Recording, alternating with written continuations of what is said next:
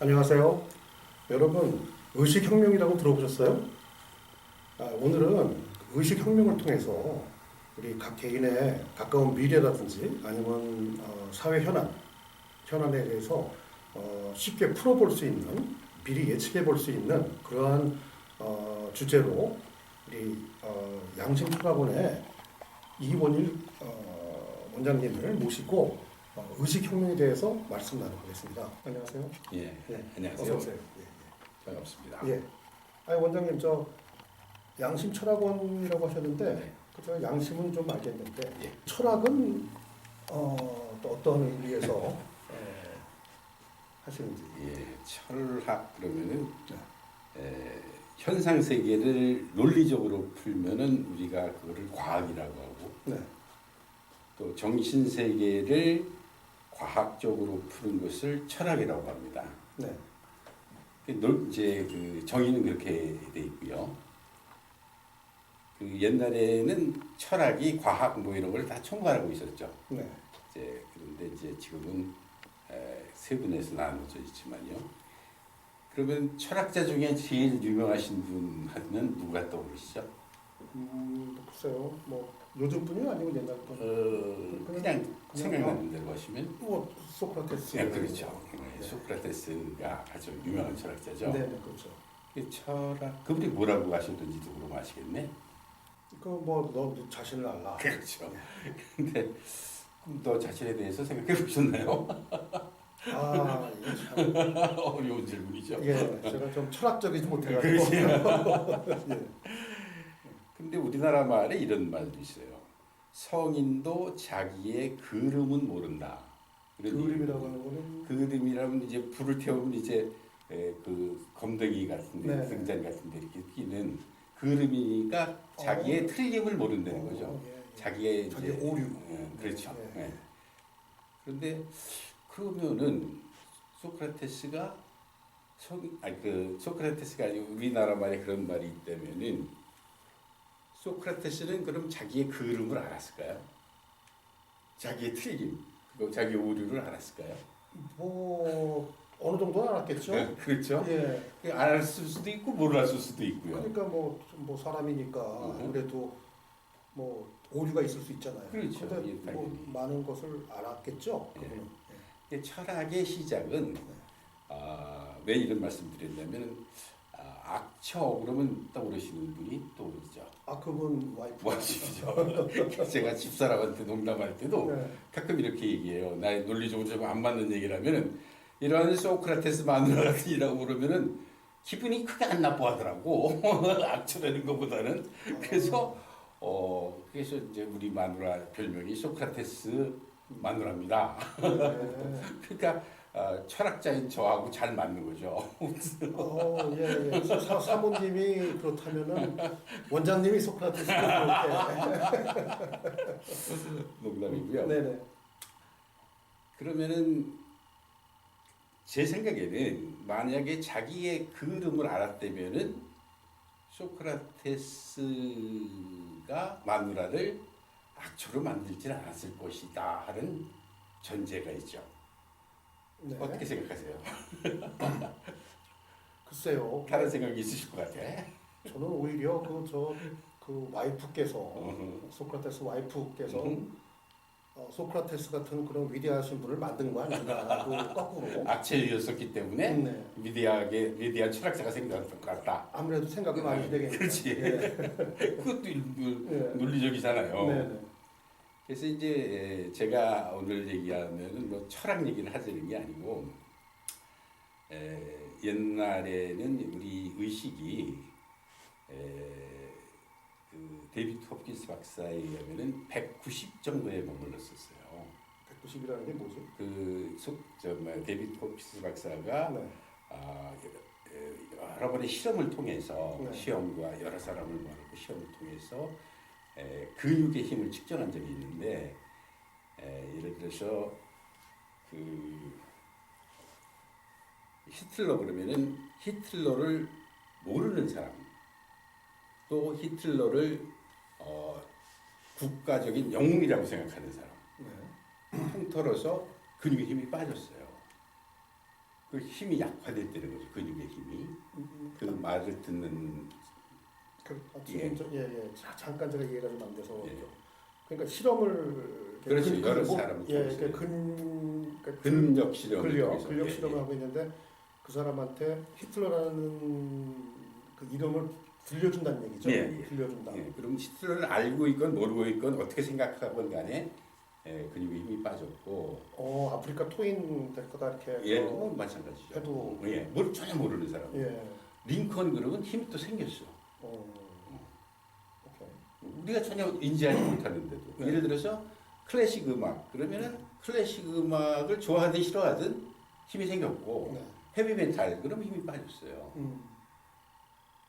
제가 이제 1975년에 목사의 아들로 태어난 칼 쿠스타프 융, 칼 융, 정신의학자고 이제 분석 심리학의 개척자죠. 독일 분이죠. 이 양반이 어떤 얘기를 했냐면은 집단 무의식은 모든 시간에 우주에 대한 모든 경험의 축적물이며 여러 세대 동안 형성되어 온 우주의 이미지이기도 하다. 그러니까 지금 바꿔서 얘기하면은 그때는 데이터베이스라는 게 없으니까 이걸 바꿔서 얘기하면 가장 거대한 데이터베이스다. 지금 처음에 다시 그 집단 집단 무의식. 집단 무의식. 그러니까 이걸 이제 이 사람은 상위 의식이라고 표현을 했어요. 근데 집단 무의식은 그러니까 인류가 만들어 놓은 거죠. 이게 축적돼 있다는 거예요, 전 우주에. 예를 들어서 저하고 미국에 있고 저는 한국에 있어. 통화를 해. 그럼 그 소리는 어디 있죠? 소리가 존재하는 소리가 존재하는 건 어디일까요? 소리는 지금 저 하나의 시그널로 보내주는 그렇죠. 거죠. 그 어쨌든 전자 신호로 어딘가에 있는데 어디서 틀어도 저하고 연결이 가능하죠. 그렇죠. 그럼 어디 있다고 이제 우주 이 허공에 있는 거겠죠. 근데 잔류가 없거나 또는 전화기가 없으면 그 수신을 할 수가 없는 거죠. 그렇죠. 이렇게 그냥 이 우주 공간에 축적돼 있다는 얘기예요. 바꿔서 얘기하면. 그러니까 이 축적돼 있는 그런 무의식에 속하는 그러한 데이터들을 어떠한 그 전화기라든지 아니면 저 TV 수신기라든지 그런 것처럼 우리가 알 수는 없는 보이지도 않지만 그런 것을 잡아내서 우리가 표출할 수 있다라는 말씀이시죠? 바꿔서 얘기하면 그런데 우리가 이제 그 데이터베이스가 우리한테 말을 해주면 얼마나 좋겠어요. 알아듣게 우리 언어로. 그런데 우리가 아직은 초보 단계이기 때문에 그 데이터베이스에서 아니오라는 답까지는 얻어낼 수 있어요. 그러니까 그렇다, 아니다, 진실이다, 아니다는 얻어낼 수 있는 거죠. 그래서 제가 말씀드려서 죄송합니다. 근데 처음에 제가 이제 철학에 대해서 철학에 대해 질문을 한 것이 어떻게 철학을 통해서 미래를 볼 수 있는가라는 사실 그 질문이었거든요.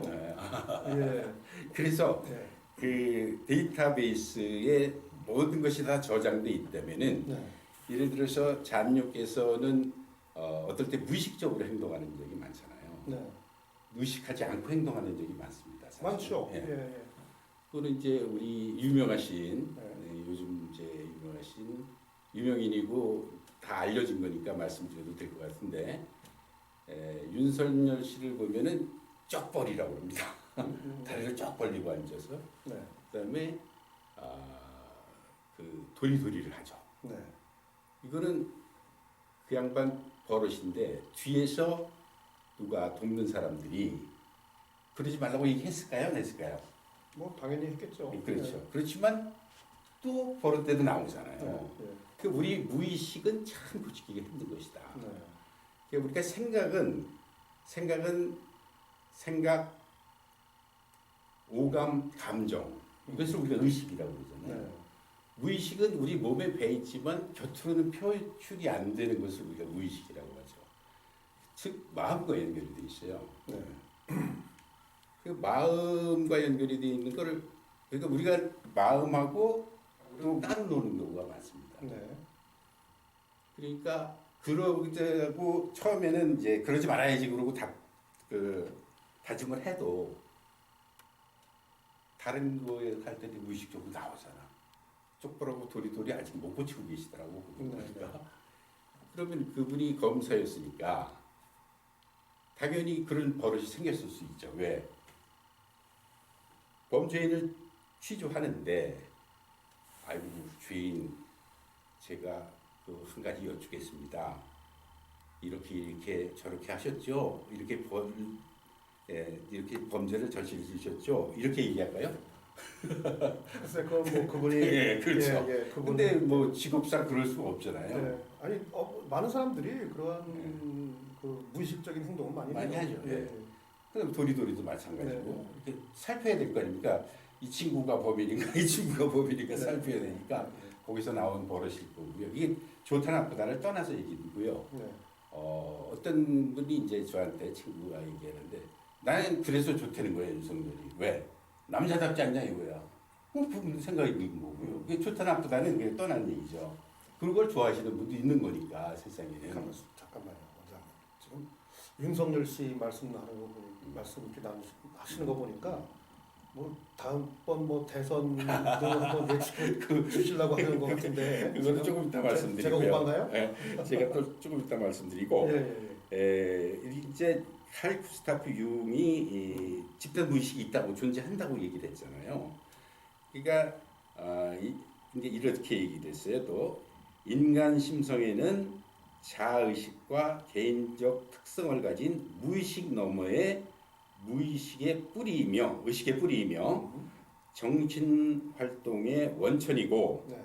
인류 보편의 원천적 행동 유형인 많은 원형들로 이루어진 집단적 무의식층이 있음을 확인하였다. 이렇게 돼 있거든요. 그 과학자잖아요. 글쎄요. 목사들이 거짓말할 일 없잖아요. 그거 밝혀줬으니까 논문으로. 그다음에 데이비드 호키스 박사의 의식혁명은 현재 뭐 여러 가지가 있습니다만 여기 이제 기사난 거를 제가 우리나라에서 강연을 하신 분이 있어요. 한국 쪽에 있어요. 2012년도에 그거를 그대로 읽어드릴게요. 우리 내면의 깃든 본성, 즉 신성은 모든 것을 알고 있다. 예, 한국을 방문해 지난 10일부터 13일까지 서울 강남구 신사동 문진희요가연구소에서 대학 교수 9명과 심리상담가 5명 등 40여 명이 참석한 가운데 의식 수준 및 진실과 거짓 측정의 워크숍을 가진 의식혁명의 저자 데이빗 호킨스 박사 이렇게 제목이 났고요. 네. 세계적인 영적 지도자로도 존경받고 있는 그는 인간의 몸은 원초적으로 우주의 에너지장과 연결된 경이로운 데이터베이스를 갖고 있는 컴퓨터와 같아서 참 거짓을 가려낼 수 있다. 이 우주에서 비밀은 존재하지 않는다. 한 사람 한 사람의 모든 느낌과 행동, 의도가 모두 순수의식, 이 양반은 순수의식이라고 그랬어요. 순수의식에 입력돼 있다. 그러나 인간은 인식의 한계 때문에 진실을 본다는 것이 어렵다. 인간이 사용하는 지각은 이원성의 영역이다. 진실은 지각 너머에 있다. 과학도 대상만을 쫓음으로 진실을 알지 못한다. 대상은 마음이 만들어낸 피조물일 뿐이다. 마치 순수의식의 발로처럼 어떤 질문에도 막힘없는 그의 답변은 심오한 깨달음을 담고 있는 듯하다. 그는 스스로가 저명한 의학자로 지성인의 길을 걸어왔지만 지성의 의식 수치를 499라고 말한다. 모든 대상이 내 마음의 투사임을 깨닫지 못하고 관찰자와 대상을 분리하는 한 500, 이것은 사랑의 관점이고요. 540, 이건 기쁨입니다. 600, 평화, 700, 깨달음으로의 의식 향상을 가져올 수 없다는 것이다. 마음은 끊임없이 생존을 위해 무언가를 열망하지만 진정한 힘은 아무것도 필요로 하지 않는다. 그 힘은 본질이 갖고 있는 독성을 뿜는다. 신은 그래서 심오한 차원에서 평화를 가져온다. 두려움을 가르치는 종교가 있다면 그것은 신에게서 온 것이 아니다. 그는 모든 고통과 아픔은 신으로부터 오는 것이 아니라 예고, 즉 업이라고 그러고 카르마죠. 카르마로부터 오는 것이라고 말했어요.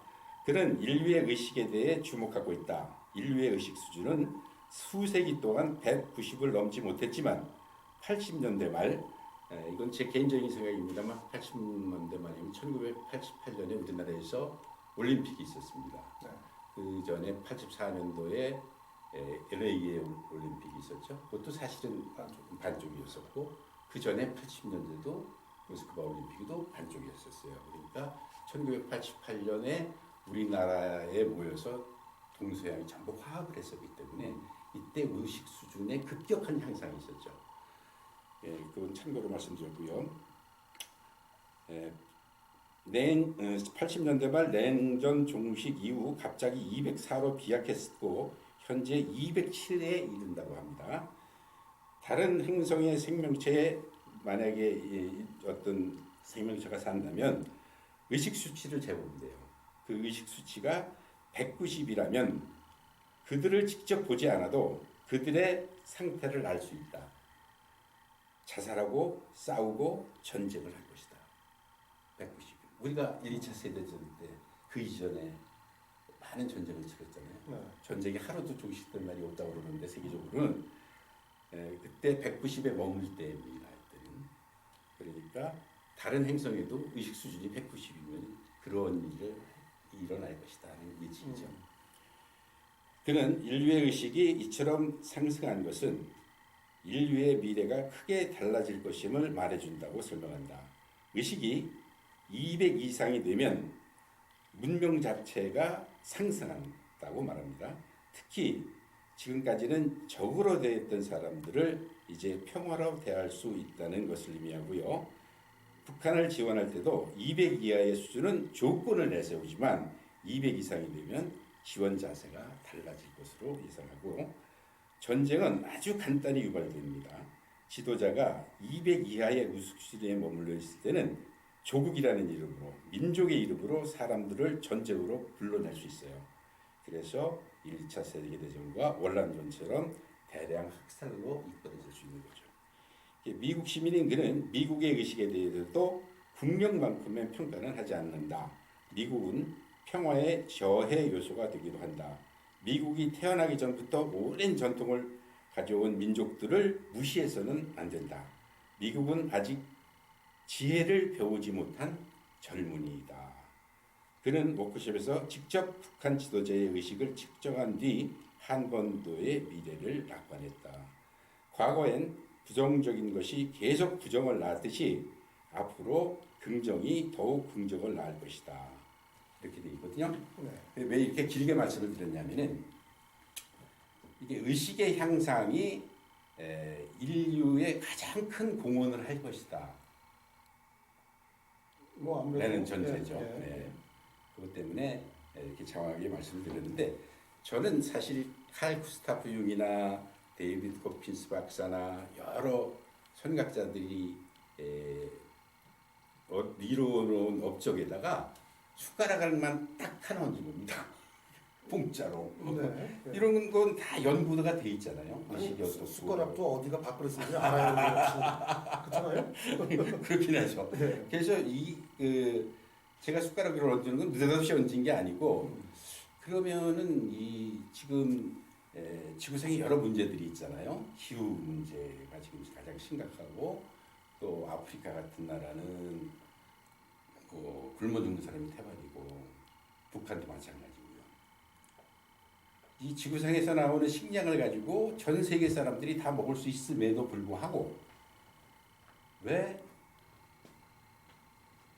한쪽은 배불러 죽고 저처럼 한쪽은 배고파 죽는 거예요. 이거는 모순이잖아요. 하늘에서 이걸 원했을까요? 하나님이 계시면 이렇게 원하진 않았을 거잖아요. 네.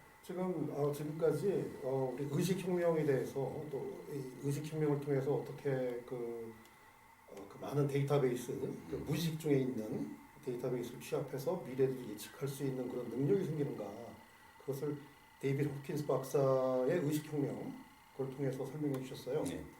자 오늘 참 재미있는 얘기 들었는데 다음번에도 어떤 말씀해 주실 좀 미리 한번 네, 얘기해 주시죠. 다음 시간에는. 그러면 이제 데이터에서 우리가 알아볼 수 있는 걸 알아볼 수 있느냐, 그렇죠? 어떤 걸 알아보시는 예, 어떤 것을 예. 그러니까 전체적인 데이터베이스죠. 그러니까 네. 지금 데이터를 제일 많이 갖고 있는 데가 어딜까요? 데이터를 구글이겠죠. 구글 네, 그렇겠죠? 구글, 뭐 구글이나 아마존, 애플 그러겠죠. 뭐 이런 데서 많은 그, 데이터를 갖고 예. 있잖아요. 그런데 거기도 한정된 데이터를 갖고 있는 것이고 네. 전 인류의 데이터는 없죠. 어, 거기에 접속한 사람들만의 데이터가 있는 그러면 것이니까 다음 시간에는 그러면은 예, 그 데이터베이스에서 어떻게 데이터를 갖고 올 것이냐에 그거에 대해서 대해서 말씀해 말씀드리도록 하겠습니다. 네, 알겠습니다. 그럼 다음번에 또 모시겠습니다. 네.